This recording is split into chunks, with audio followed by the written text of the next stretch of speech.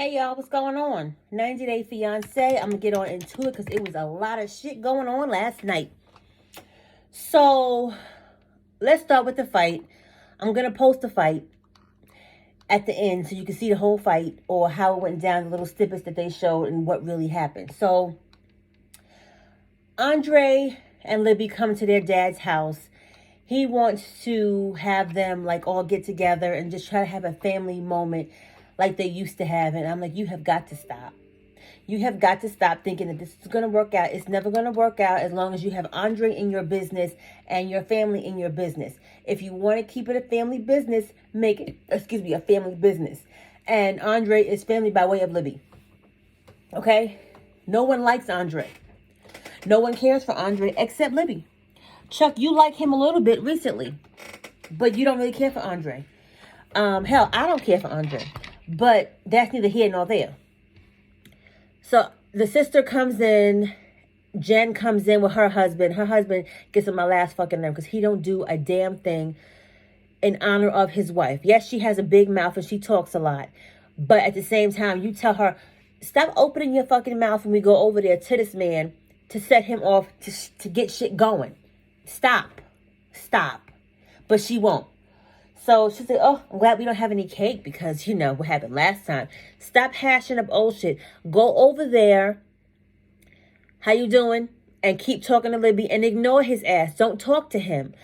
Talk to your dad. Talk to your husband. Go. You can be at a place and be cordial and not interact with that same person. That's called growing the fuck up. I'm so, like, this whole, this episode wore me out in all different ways.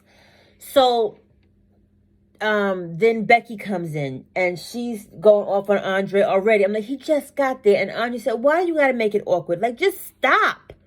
And Chuck is sitting, who wants a burger? Like, do you not see the shit you are creating? You're fostering an environment that will end in a fight. It will result in a fight. You know this. You've seen this multiple times, but yet you still try to bring them together. Stop, Chuck. Stop. Don't nobody want no damn hot dog. Don't nobody want that? So then, of course, here comes drunk ass Charlie, high ass Charlie, whatever Charlie was. He comes in, he's on 10. Who wants to call the cops? And it's like, what the fuck are you talking about? Andre backs up and they start scrapping. Andre yokes Charlie down to the ground. Production comes in. Chuck tries to come around. And then Charlie's wife tries to hit Andre. And Libby's, oh, no, you ain't gonna hit my husband. And she pushes her back. Charlie's wife scratches Libby, and all Libby says is, oh, no, you don't, bitch.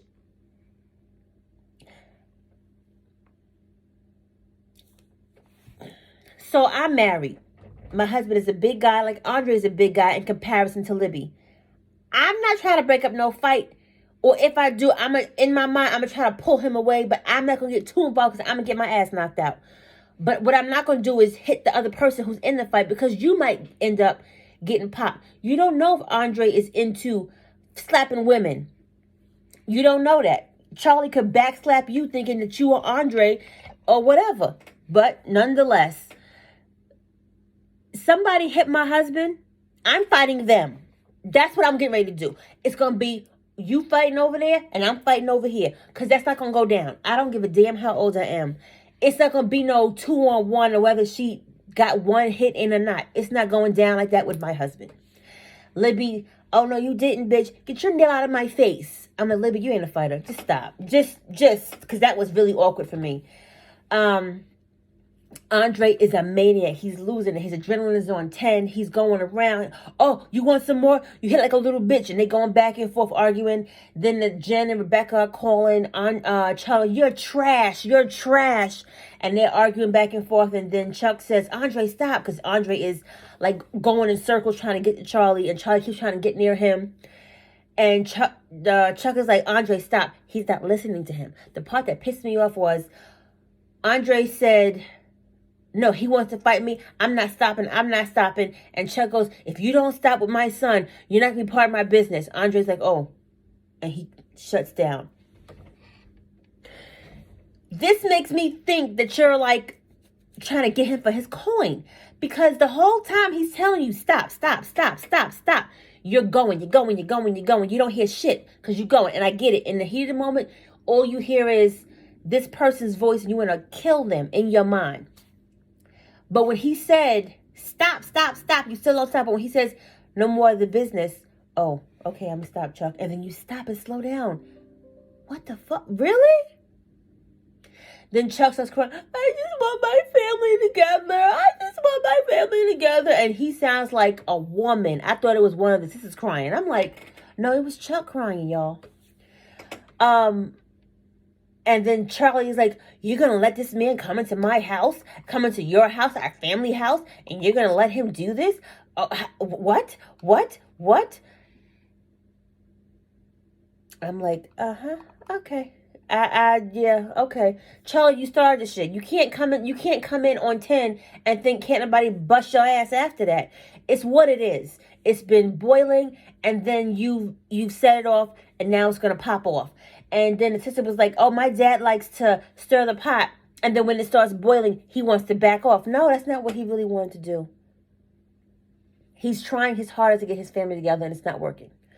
Next couple. I'm going to go real quick on Angela and Michael because, like, Angela got this work done for her health. She lost a lot of weight, which I'm very happy for. She seems to be healthier. She has more energy, which is fine.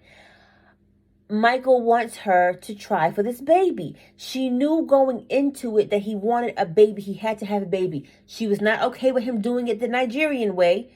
You wanted him to do it with you, but it can't happen with you. You're 55 years old. Your maternal age is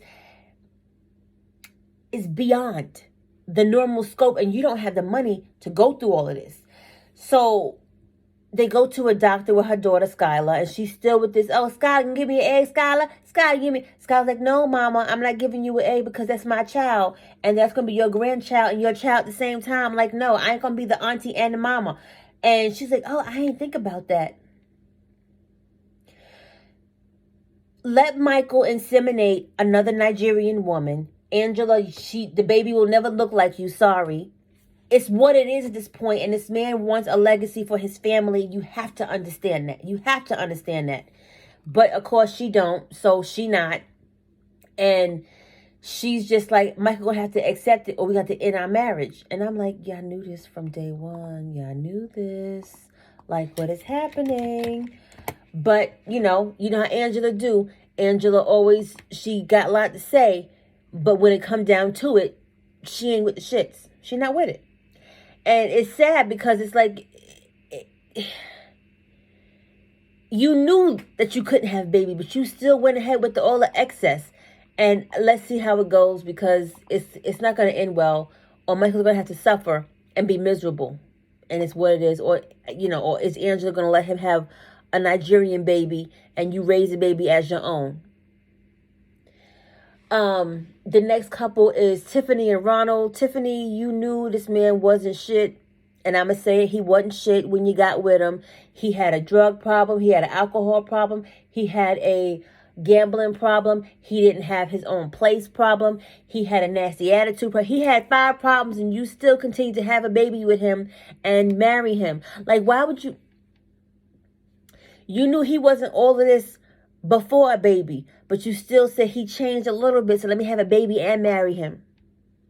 I don't feel sorry for half of these women on here who go through all these changes because you knew this. You knew this. None of this is a surprise.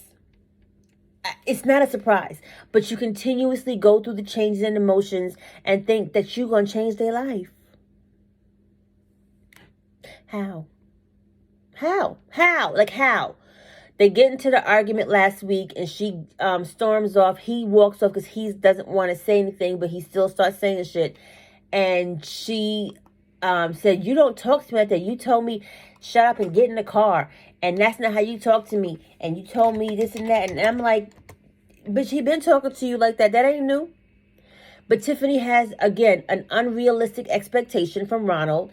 And she keeps putting this shit on him. And he's just like, no, I'm not with it. And I'm going to keep my kids here. We know that ain't going to happen.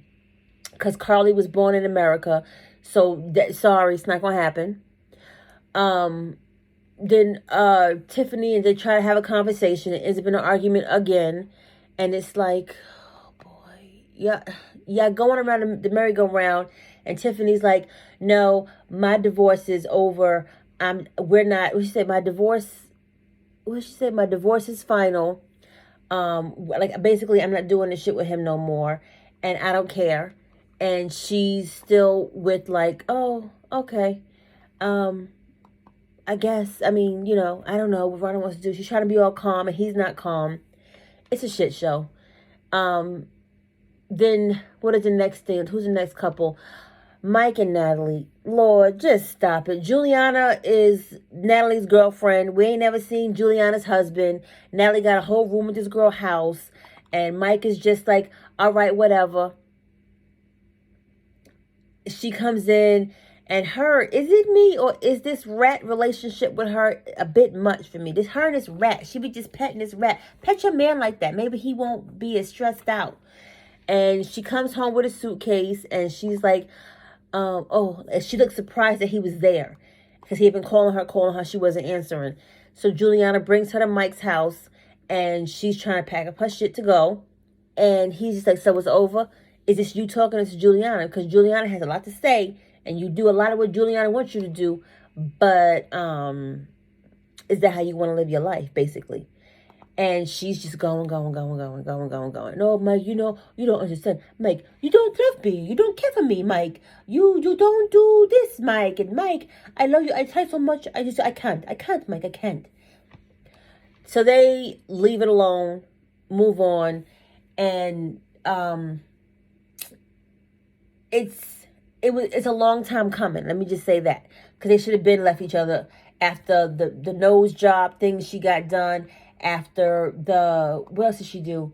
The nose job she didn't tell him about. Staying at Juliana's house she didn't tell him about. I get she doesn't have any family or friends, but it's like, come on. Kalani and Asuelo is the last couple I'm going to talk about. I'm going to get into it real quick. Kalani was happy. I was happy that Asuelo broke the fight up, and he put his mother and his sister out the house. But Kalani, I don't know. I'm trying to make this in a little package as possible. This boy, I'm calling him a boy, and not in an offensive way, but he's not mentally ready for what he's involved in. He's not ready to raise the 2 kids. He's gotten better, she said, but he's not ready to have a full-time 9-to-5 job, take care of his bills, take care of his wife and his kids and his mother at the same damn time. It stresses him out. So he said, I'm not having a relationship with Tammy anymore. She crossed the line. Basically, I'm done with her. My mom is my mom. I want my mom. I don't know if it's the last time I'm going to see her. And I get it. It's a heartbreaking moment for me, because it's like, damn, he's trying to do the right thing, but no one is seeing where he's stuck at or giving him a break.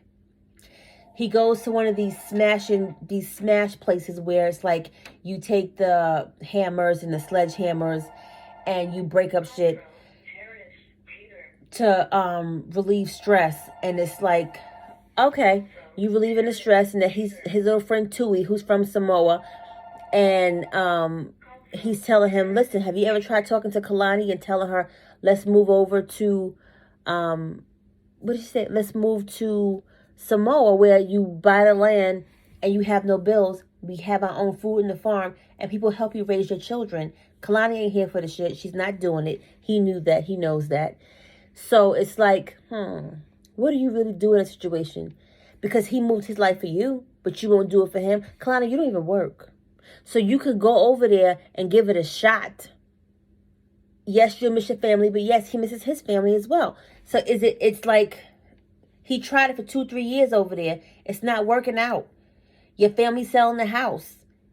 Now you have to move, and your comment to him is, well, I wasn't prepared to like basically grow the fuck up and pay for my own way without my family. Your mom wants to be close to her husband. She wants to sell the house. Don't make her feel bad for selling the house. Let her leave and go with her husband, your father. Like, what?